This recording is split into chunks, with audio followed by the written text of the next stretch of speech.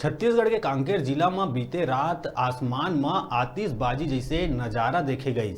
ये चमकत वस्तु आसमान में ही टूट के कई हिस्सा में बिखर गई। बताया जावत है कि ये खूबसूरत नजारा शहर सहित ग्रामीण इलाका में भी लोगन देखीस, जेला देख लोगन अभिभूत हो गई। ये आतिशबाजी के नजारा ऊपर लोगन कई तरह के बात करत है। कोनो एला उल्का पिंड बतावत है तो कोनो रॉकेट या उपग्रह के टूटे हुए हिस्सा।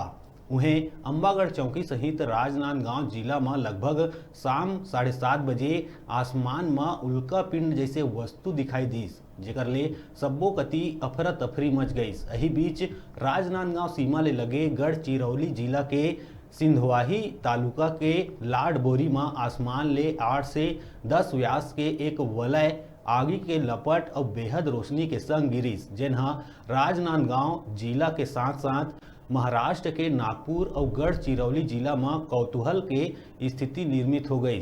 जिन जगह में आसमानी वस्तु गिरे है वहां ग्रामीण के भीड़ लगे के बाद गढ़चिरौली प्रशासनिक अधिकारी मन ओला अपन कब्जा में ले लिहिस।